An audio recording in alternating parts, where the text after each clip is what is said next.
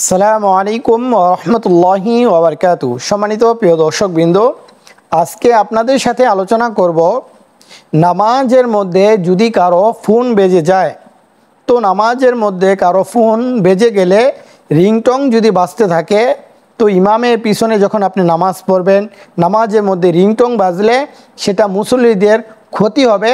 তো সেজন্য আপনি যখন মোবাইলটা বন্ধ করতে যাবেন, রিংটং বন্ধ করতে যাবেন, তো ওই সময় কিভাবে বন্ধ করলে আপনার নামাজটি শুদ্ধ হবে আর কিভাবে আপনি বন্ধ করলে আপনার নামাজটি নষ্টই হয়ে যাবে সে বিষয়ে আলোচনা করব। তো সম্মানিত প্রিয় দর্শকবৃন্দ, আমরা যখন নামাজে দাঁড়াই, তো সর্বপ্রথম আমাদের একটি কাজ করা দরকার, সেটা হলো আমাদের প্রত্যেকের মোবাইলটি সাইলেন্ট করে রাখা। এটা আমাদের জন্য একটি জরুরি বিষয়। যদি কোনো কারণে সাইলেন্ট না করতে পারি, তাহলে যখন কোনো রিংটং আসবে, তাহলে আমাদেরকে এই বিষয়ের প্রতি লক্ষ্য রাখতে হবে যে আমরা এরকম কোনো কাজ করব না যে কাজের মাধ্যমে নামাজটি নষ্ট হয়ে যায়। তো কোন কাজের মাধ্যমে নামাজটি নষ্ট হয়ে যায় সে বিষয়টি আলোচনা করব। সেটা হলো নামাজের মধ্যে যদি কেউ আমলে কাসির করে, আমলে কাসির করলে নামাজ নষ্ট হয়ে যায়, আর আমলে কলিল হলে নামাজ নষ্ট হয় না। এখন আমলে কাসির কোনটা আর আমলে কলিল কোনটা? আমলে কাসির হলো অতিরিক্ত কাজ, এরকম কাজ করা যে আপনি নামাজের মধ্যে এরকম কোনো কাজ করতেছেন যে কাজটি নামাজে নয়, এরকম কোনো ব্যক্তি বাইরে থেকে দেখলে আপনাকে মনে করবে যে আপনি নামাজ না পড়ে ওই কাজটি করতেছেন। যদি এরকম কোনো কাজের মধ্যে আপনি নামাজের ভিতরে থেকে মশগুল হয়ে যান, তাহলে আপনার ওই কাজটি হবে আমলে কাসির। আর যদি এরকম হয় যে কোনো ব্যক্তি আপনাকে দেখতেছে যে আপনি নামাজের মধ্যেই আছেন, কিন্তু হালকা পাতলা আপনি নামাজের মধ্যে থেকে এরকম কোনো কাজ করেছেন যেটা বোঝা যায় না যে আপনি নামাজটা ছেড়ে দিয়েছেন, বরং বোঝা যায় যে আপনি নামাজের মধ্যেই আছেন, যদি এরকম বোঝা যায় তাহলে আপনার নামাজটি হবে, এটা হবে আমলে কলিলের মধ্যে। তো এখন মোবাইল যদি আপনারা বন্ধ করেন, তো কিভাবে মোবাইল বন্ধ করলে আমলে কাসির হবে আর কিভাবে মোবাইল বন্ধ করলে আমলে কলিল হবে, অর্থাৎ আপনার নামাজটি নষ্ট হবে না।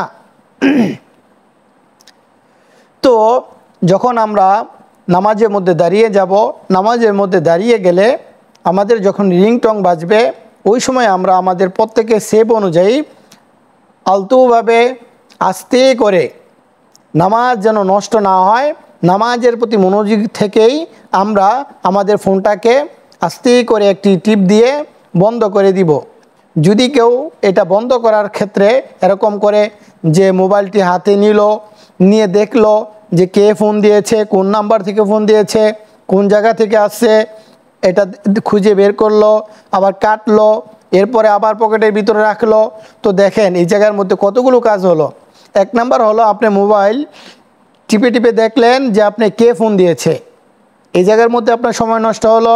দ্বিতীয় নাম্বার হলো যে আপনি পকেট থেকে বের করেছেন, এরপর আবার রাখছেন। তো এই যে এতগুলো কাজ যদি আপনার দ্বারা হয়ে যায় নামাজের ভিতর থেকে, তাহলে হতে পারে এই সমস্ত কাজের মাধ্যমে আপনার কাজটা আমলে কাসির হয়ে যাবে, আর এই আমলে কাসির হওয়ার কারণে আপনার নামাজটি নষ্ট হয়ে যাবে। কিন্তু যদি কোনো ব্যক্তি রিংটং বাজতেছে সেজন্য সে আলতুভাবে আস্তে করে তার ফোনের বাটনটা টিপ দিয়ে বন্ধ করে দিল, এর মাধ্যমে তার নামাজটি নষ্ট হবে না। তো সেজন্য আমরা এই বিষয়ের প্রতি অবশ্যই খেয়াল রাখবো। আমাদের যখন নামাজের মধ্যে রিংটং বাজবে, তখন আমরা সেটাকে আস্তেভাবে আলতুভাবে খুব হালকাভাবে কাজটা করে আমরা সেই রিংটংটাকে বন্ধ করে দিব।